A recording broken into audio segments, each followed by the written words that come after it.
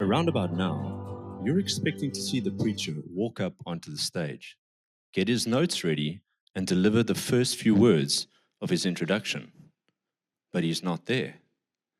Because you're so familiar with that process, you didn't think to look behind you, into the gallery, to find him there. And you certainly didn't think to look in the baptismal pool to find him there. Because you're so familiar with things, they tend to go almost completely unnoticed when something's different. Roughly 106 hours, 52 minutes, and 47 seconds ago, everything changed. The day changed, the month changed, the year changed. We took those old 2025 calendars with pictures of the Big Five on and we threw them away.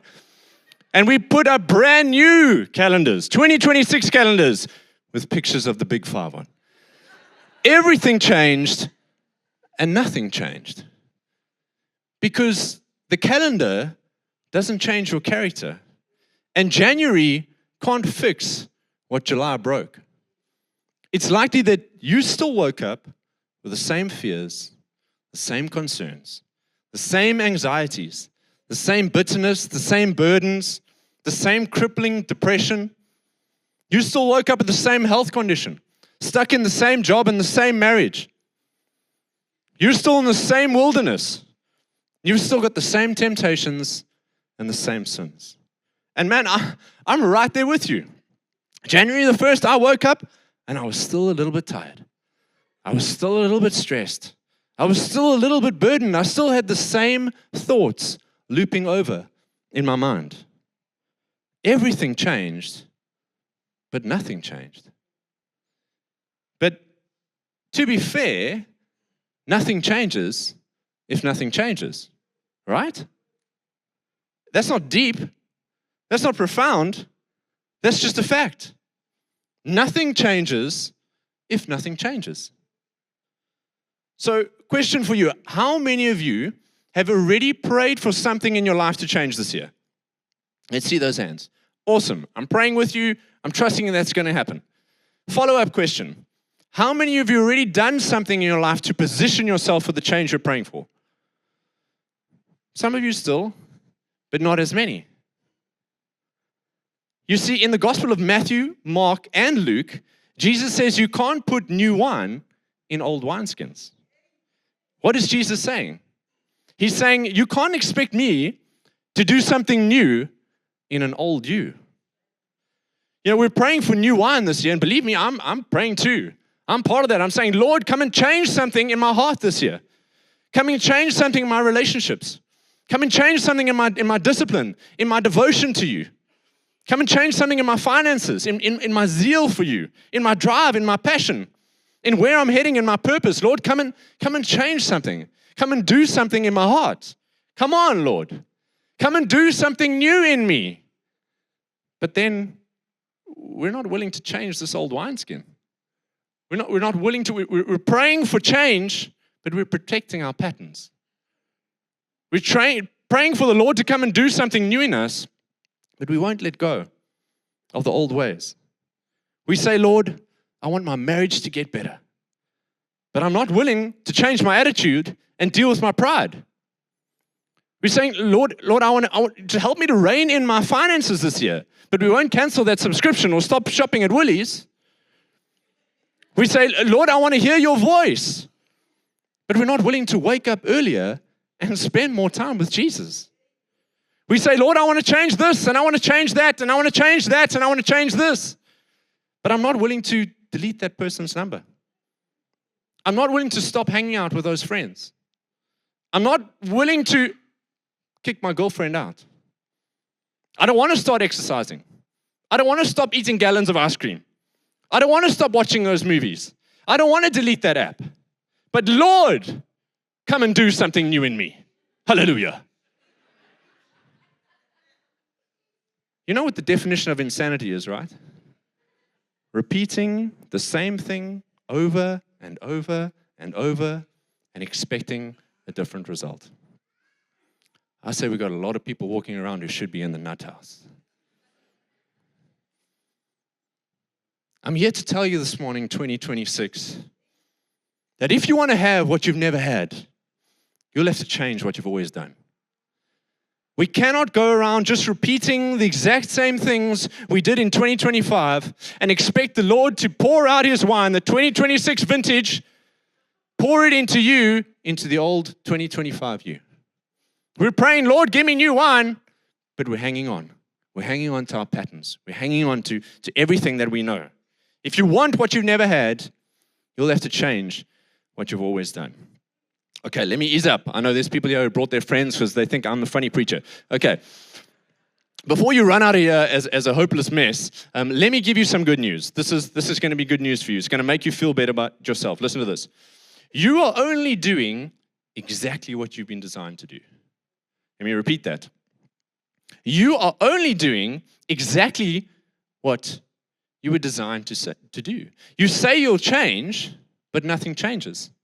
You'll say you change, but you keep doing what you have always done. You were designed to do that. You're not in rebellion. You're just stuck in repetition.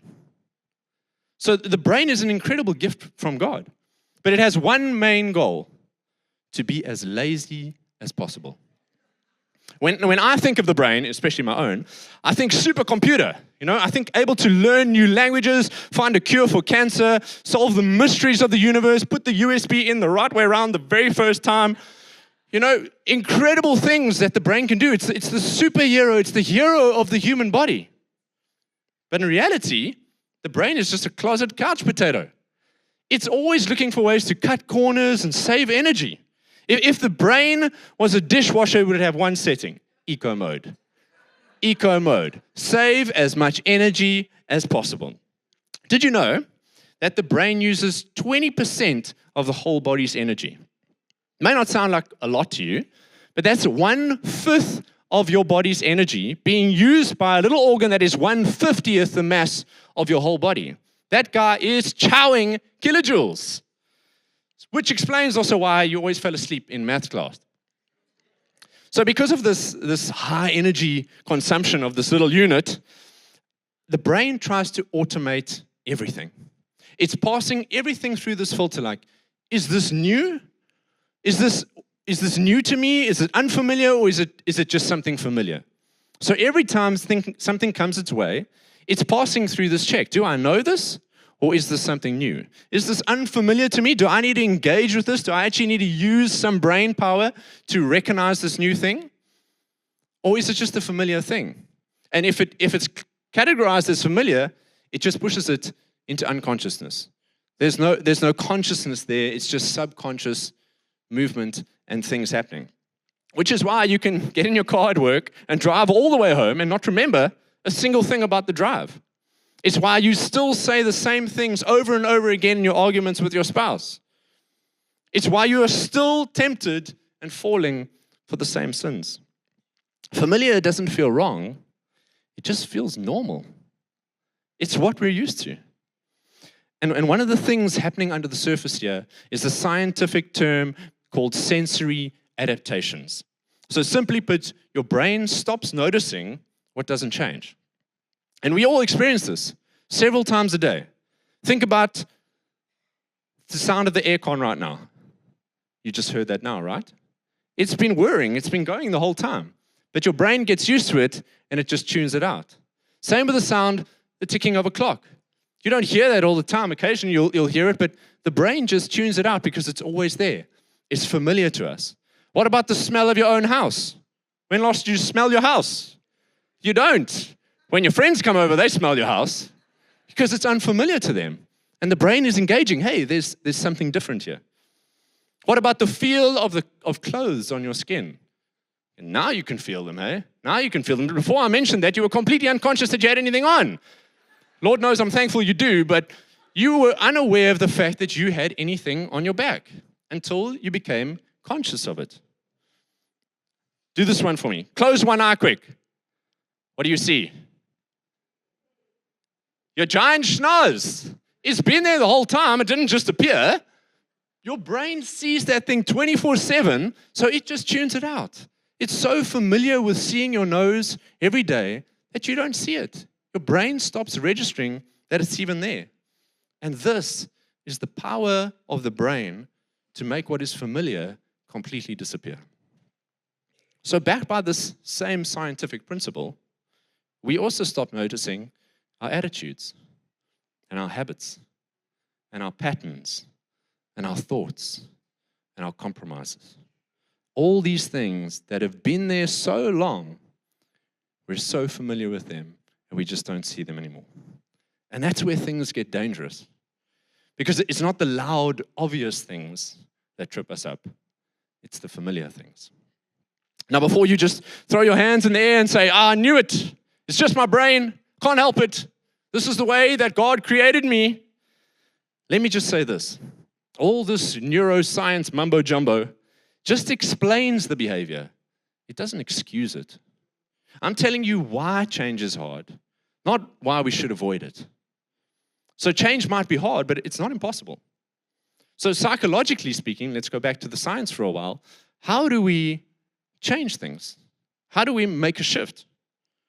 In order to beat the brain and break these self-perpetuating patterns, we need to identify the familiar pattern and then disrupt it. Disrupt what the brain is used to, because in that way, you engage the brain. Now all of a sudden, hang on, there's something different here. I need to engage. So when the preacher doesn't come up from the front row, but instead emerges like a phoenix from the ashes out of the baptismal pool, something is different. Your brain engages. By the way, if you're new here and you haven't got it, that's not normal. Okay, we usually just come up from the front here. That's not like the VIP lounge or a portal to the underworld where we go and kick butt at the gates of Hades before we come out. We do that, but that just happens in our prayer meetings next door. We usually just come up from the front row. But because something different happened, you're like, oh, what? Well, I need to think about this. You would never have thought about me just coming up the front here because something is different. When you wake up at 5:30 instead of 6, or 6:30 instead of 7, or 11:30 instead of 12, I think we've got some teens in the house, that is for them, and you don't go straight into the scroll, you go to the ancient scroll, something's different. The brain engages in that. It's like, hang on, this is different. I need to think about this. Something new is happening. When you see the golden arches, and instead of taking a short left and going through the drive-through, you keep driving until you see the arches in your rearview mirror. The brain's like, what are we doing? We missed the turn. Something is different here. When your spouse throws a pan at you, and instead of throwing a pot back, you pause and you apologize, something is different. This is not the way we usually do things. The brain needs to engage. When all your buddies are going straight back to their cooler box for another, and you're like, I'm stopping at 2, something's different. When you've got the juiciest bit of gossip 2026 and you just want to share it with your gal pals, but you don't even share it with your hairdresser, something new happens. There's a new stimulus. So what are we doing? Something's changing. We engage the brain by disrupting our familiar patterns. Our brain is forced to engage with something new. And this is exactly what Jesus did. When he told stories, they disrupted the status quo. He asked unexpected questions, and he did unexpected things. He would say things like, you've heard it said before, but I say to you. He exaggerated the point of like people being shocked by what is going on. He touched things that other people weren't touching. He told stories about people who the heroes in his stories were people who are nobodies in our eyes. Jesus wasn't just giving information to his listeners. He was snapping people out of autopilot. He was getting them to question their familiarity with their own thoughts and their own behaviors that they'd completely stopped noticing. Essentially, what Jesus was trying to do was he was trying to get his listeners to hit the reset button. Listen to this. This is so good.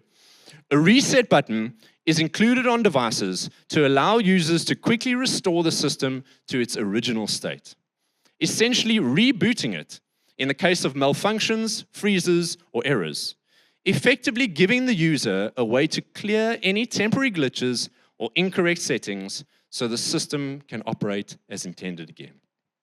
So when Jesus was using these techniques that were disrupting everything that was outside of the familiarity, the familiar thoughts and routines of his listeners, he was trying to get them to do what I'm trying to get you to do this morning. To take an honest look at ourselves. To look back if necessary, to look back at, I promise you won't turn into a pillar of salt for looking back with this one. If you look back at 2025 and you start to analyze, you start to assess your own thoughts and your own patterns and the things that have become so familiar to you, that's what I want you to do. That's what I'm trusting the Holy Spirit to do this morning. Which of those thought patterns caused a glitch in your heart? Where did an incorrect setting get you into trouble? How did a particular connection cause your progress to freeze? And I'm really trusting the Holy Spirit to come in here and to say to you, close one eye. There's something I want you to see. And it's been right in front of you the whole time. It is so familiar that you just don't even see it anymore. Because if we don't reset, we'll just repeat. We'll do the same things over and over again, no matter what date it is. Whether it's January or December, we will just continue repeating those same patterns over and over. And I want to tell you why I think this message is important for us today, not just psychologically, but spiritually. If you've been onto the Bible app recently or checked the social media status or WhatsApp status or social media post, there is almost no way that you would not have run into this verse.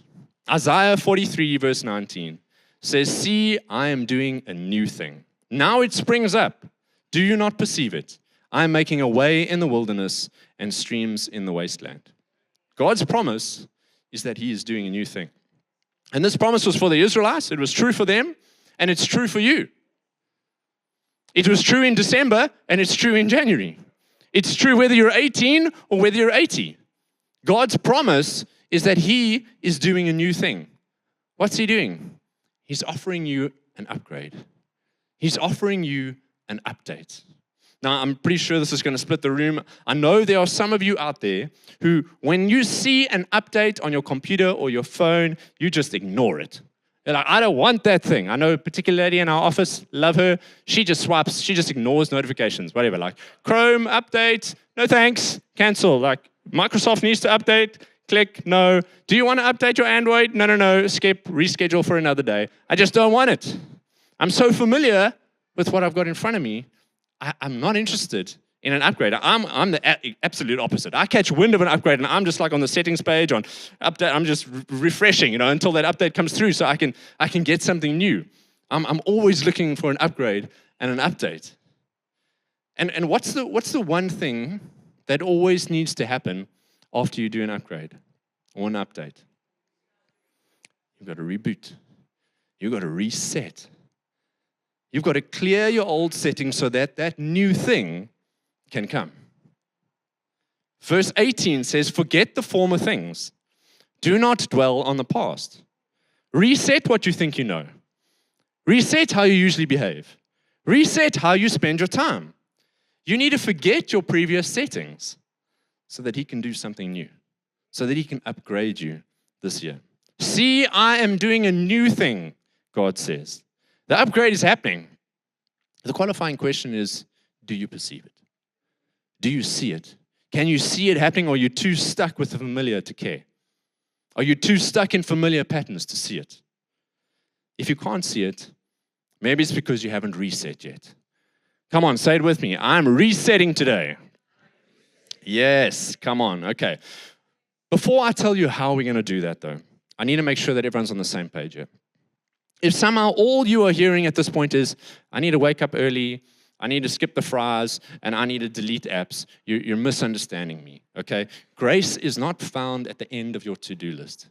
It's not a reward for ticking the boxes and getting things right, okay? It's not our, God it changes our hearts. It's not our efforts, it's Him who does the work. It's grace that does the work. We're simply partnering with Him in this process.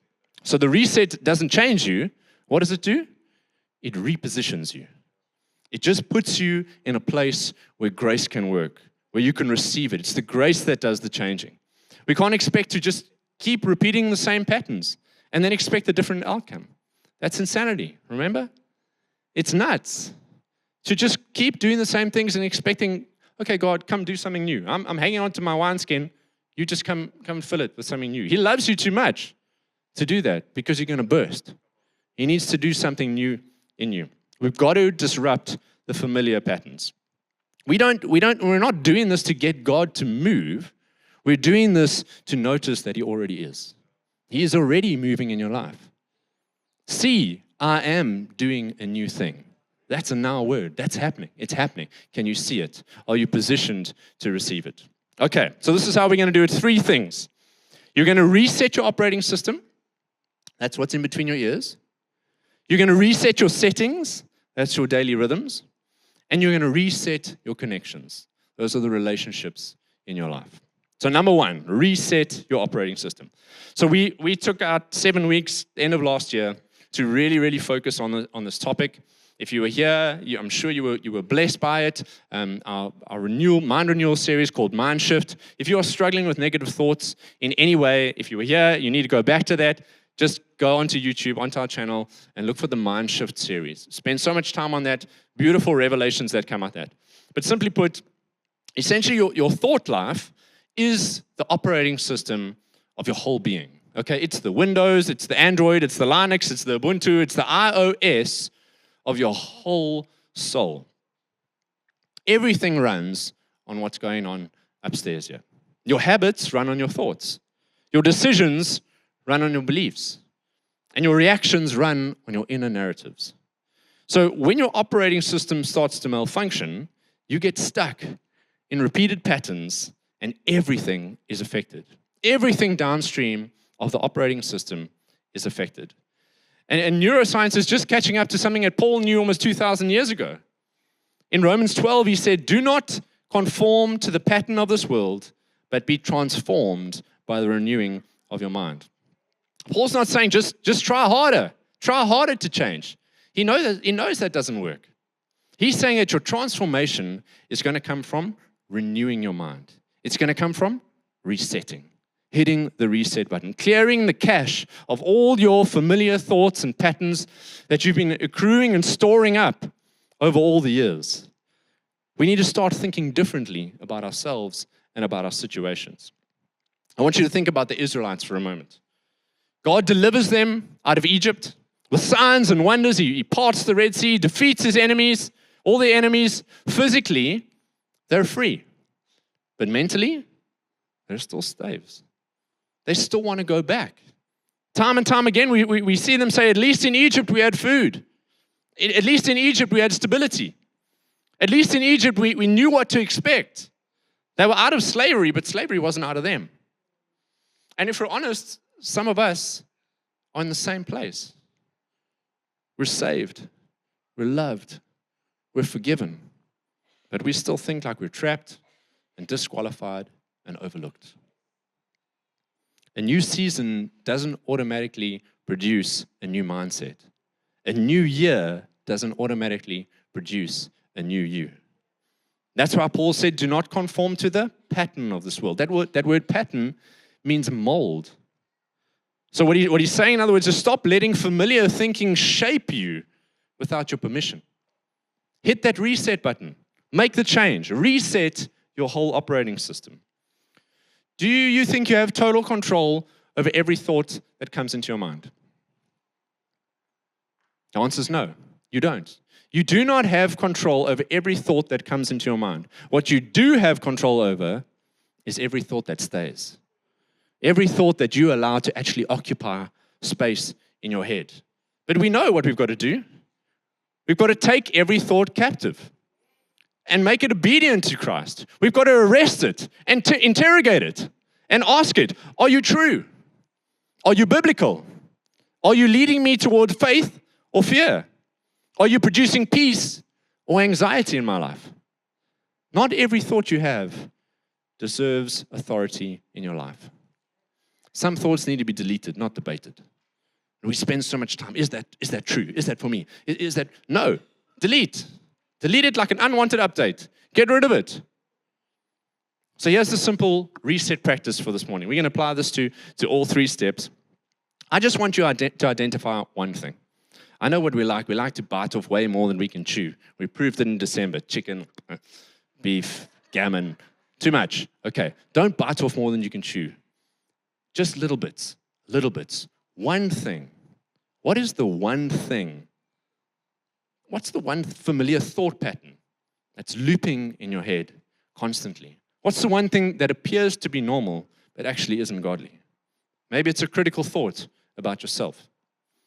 Maybe it's a cynical thought about God. Maybe it's a hopeless thought about your future. Maybe it's a fearful thought about provision or health. And now instead of just trying to stop it, because that's what we like to do, we like, stop it, get out. No, instead of trying to stop it, replace it. Replacement is way more powerful than resistance. Jesus didn't say you will know self-control, and self-control will set you free. No. What did he say? You will know the truth, and the truth will set you free. It's truth that resets the system. Replace your negative thoughts with the truth of God's word. Speak it out. Declare it. Life and death is in the power of the tongue. Speak it out over yourself. Say, this is not who I am. This is what the word of God says about my life and who I am. Truth resets the system. And the good news is that we have the Holy Spirit who leads us into all truth. We have the upper hand. The same Spirit who raised Jesus from the dead is working in you to renew your mind constantly and actively. So invite the Holy Spirit into the process. This message, I know, is kind of like one of those ones that you've got to sit with it. You've got to take it home. You've got to allow the Holy Spirit to come in. I know some of you already, like, the cymbals are clanging and the bells are ringing, and you've got it. You know, this is the thought pattern. I know exactly what it is in my life. For me, I'm a processor. I'm a pine tree. I have to sit long and think about it. And, what is it, Lord? Take this home. Take these principles home. Make an appointment with God. Sit with Him and ask Him, Holy Spirit, what is this one thought pattern in my mind that I need to change? I want to encourage you to take the time to do this at the start of the year. Don't charge off into the year when you've still got all these bugs and malfunctions in your operating system. Let's hit the reset button on our minds. Okay, so we're not done with our device reset. Even with a reset operating system, a device can still default to unhealthy patterns because our settings are slightly off. So we've got number 2, reset your settings. You ever picked up your phone and thought, why is this thing dying so quickly? I'm barely using it, and it's just running out. I mean, what? You blame the phone, you blame the charger, you want to chuck the whole thing against the wall. You're like, what is going on? And then you go into your settings, and you see that your brightness is on 100%. You've got all your apps still running in the background, and your location services are pinging all the time. Nothing is wrong with the phone. You just have it inconfigured. You have the wrong settings going, and it drains you. And in the same way, some of us are constantly exhausted. It's not because we're broken. We just have the wrong settings. Our settings are draining us. We've built no margin into our lives. We've got no stillness. We've got no rest. We've got no boundaries. We're always available, always on, always switched on, always responding. No wonder we're flat by February. What about this one? You're receiving no messages. You can't understand it. It's been the whole day and you've got nothing. You've sent out 10 messages. What's happening? Is there something wrong with the service? Is there something wrong with my phone? Must I throw it against the room again? Across the room against the wall? What's happening? What's wrong with my friends? Why is nobody reaching out? And then you check your settings and you realize you're on do not disturb mode. You've got a setting configured that's stopping that signal from coming. The connection is there. The messages were sent, but you couldn't perceive them because your setting was blocking the signal. Some of us are praying, God, why can't I hear you? I can't hear your voice, Lord. And He's saying, I'm speaking, but you're on do not disturb mode. Nothing is coming through to you. And that's me. I'm praying. I'm like, Lord, I want to hear you more clearly this year. I want to hear you. I'm not hearing your voice. I need direction. I want to know from you, but I can't hear you. And He's saying, switch off, do not disturb mode. You're so busy. You're so distracted. You have so many things filling your schedule. No wonder you can't hear me. There's no space, no stillness, no silence. Your do not disturb mode is engaged. What settings do you need to check in your life? Which of the familiar daily rhythms are needing a reset. Because some of our current rhythms are so familiar to us, we don't even see that they're standing in the way of us and God. And I'm not even talking about sinful things. I'm just talking about things. We just got so many things. We've got so many things going on. We've got these overbooked schedules. We've got screen time habits that are drawing us away from so much. It could be your sleep patterns. It could be your silence or lack thereof. It could be your social life. There's no room for God in our lives. And none of these things are evil. They're just excessive. And they've quietly become default settings. So we've got to hit that reset button. We've got to restore factory settings. I want to show you the power of a daily rhythm that allows space for God. Let's look at Daniel 6:10. It says, "Now when Daniel learned that the decree had been published," that was when people weren't allowed to pray to any other god but the king, "he went home to his upstairs room where the windows opened towards Jerusalem. 3 times a day he got down to his knees and prayed, giving thanks to his God," don't miss that last line, "just as he had done before." Daniel had a daily rhythm set. And that set him up for success in the Babylonian exile. He didn't just survive in Babylon, he thrived there. And that's because of the grace of God, but also, I believe, because of the daily rhythms that he already had in place. Babylon tried to change him, tried to take his identity and change his diet and do all these things to him, but he had things in place already to combat that. He didn't wait for the problem to come, for the opposition to come. He already had his daily rhythm set. And Jesus modeled this too. In Mark 1, verse 35, it says, "Very early in the morning, while it was still dark, Jesus got up, left the house, and went off to a solitary place where he prayed." We know this stuff. We read these verses. Let that sink in. Jesus, the Son of God, made time for solitude, made time for prayer, made time to realign his life with the Father. If Jesus had daily rhythms, how much more do we need them? Again, I just want to make sure that I'm being crystal clear. I understand that this message is walking a fine line between grace and works. So don't miss this. This is not about earning God's love. This is not about checking spiritual tick boxes. This is not about adding religious pressure to you. These rhythms are not going to make God love you more. They're going to make you realize how much he already does. You're repositioning yourself into what he's already doing in your life. The reset doesn't change you. It just repositions you just into a new space to receive what he wants to give you. So again, let's get very practical here. Keep it simple. We don't need to change everything, just one thing. I'm asking you to identify just one of your settings that needs adjusting. Maybe it is your sleep schedule. Maybe you're not sleeping enough, or you're sleeping way too much. Maybe you're up really late at night and you get up really late in the morning. Maybe that needs a reset.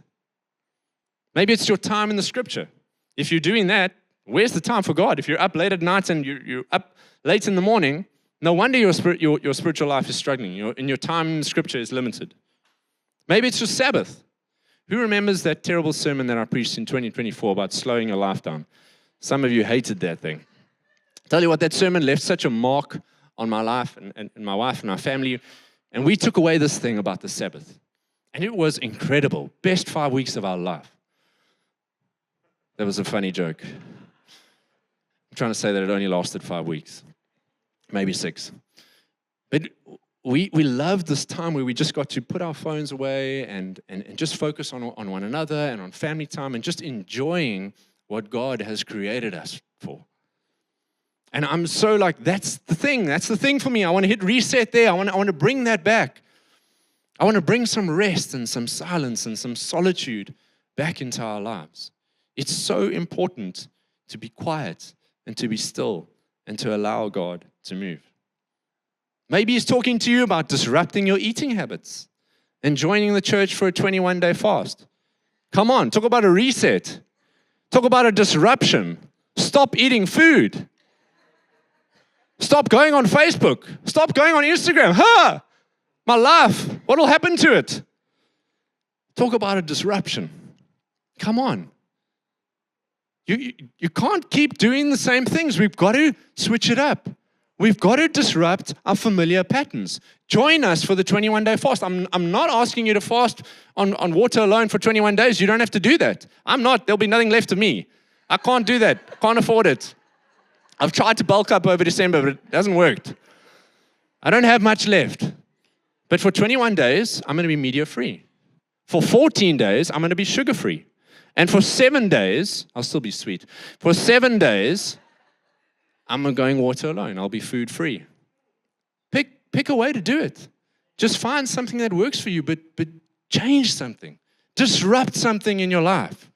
If you want what you've never had, you will have to change what you've always done. We've got to switch things up. What is the Holy Spirit highlighting to you right now?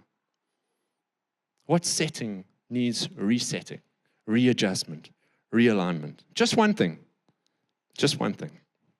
Okay, so we've reset our operating system. We've got the right settings in place. Surely the glory can come.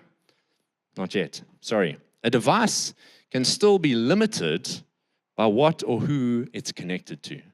So we need to reset our connections.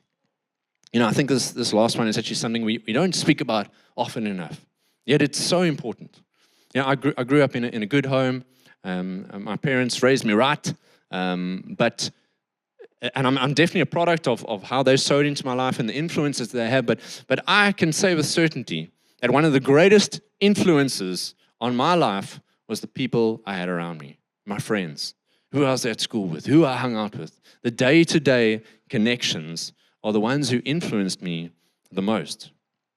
And, you know, I've had seasons in my life when I've had good people around me, and those were good seasons. And I've had seasons in my life when I've had bad people around me, and those were bad seasons. Yeah, I've been surrounded by people, and I tell you what, the people who surround you can have such a direct influence on the season that you find yourself in. 1 Corinthians 15:33 says this, "Do not be misled. Bad company corrupts good character." I've so experienced that. You know, before I gave my life to the Lord, I was in bad company. I was hanging out with bad people. And I'm not saying I had the greatest character myself, but whatever good there was, it got corrupted. Slowly, over time, it decayed until I was doing things that I didn't want to do and saying things I didn't want to say and smoking things I didn't want to smoke. I was making mistakes and disappointing people, most of all, myself. You know, Solomon, he brings some wisdom to the table here when he says in Proverbs 13:20, he says, "Walk with the wise and become wise, for a companion of fools suffers harm." I was a companion with fools at times in my life, and I suffered harm as a result. So who are you walking with? Are you walking with the wise, or are you walking with the foolish? I remember early on in our relationship, my wife and I had a conversation about our friends and about the people in our immediate circles, and she was just saying, you know, who are those people? What are they doing? What are they adding to our lives? What are we adding to their lives? Because the truth is that you just cannot invest in thousands of people. It's going to be a handful at most of people who are going to be close to you and who are going to influence your life. So those decisions are really important. And I remember that moment just being like it was a reset moment for me. I was like, whoa, I should be thinking about that, eh? Because I think we just inherit friendships, familiar, from school, this guy, that guy. But are these people adding to your life in this particular season that you're in? And at this point, you know, I was surrounded mostly with Christian friends, good people. But still, I had to scrutinize those connections. So ask yourself, who's adding value to my life? Who's keeping me accountable for how I go about my daily life? Who's encouraging me in my calling and my purpose? Who's calling me out on my nonsense? Who's pushing me towards God? Because you can have some relationships that don't necessarily pull you away from God, but they're also not pushing you towards God. These are the kind of people you need to keep close to you. I think it's time for us to reset some of our connections. You know, and resetting connections, what I'm not saying is we don't need to cut people out. But we do need to bring the right people closer to us. Not every relationship needs to be removed. It just needs to be repositioned. There's some people in your life who you need to bring into your inner circle. There's some people in your life who you need to take to your outer circle. And there's some people in your life you just need to give a little bit more space than what they currently have. So again, we're going to ask, Holy Spirit, who's the one person that I should bring in? Who's the one person that I should give a bit of distance to? Who sharpens your faith? Who challenges you towards godliness? Bring that person closer. Who normalizes compromise? Who pulls you back into patterns you've been trying to leave behind? Give that person some space. Remember, if you want what you've never had, you're going to have to change what you've always done. What if you're just one small adjustment away from seeing God do something new in your life?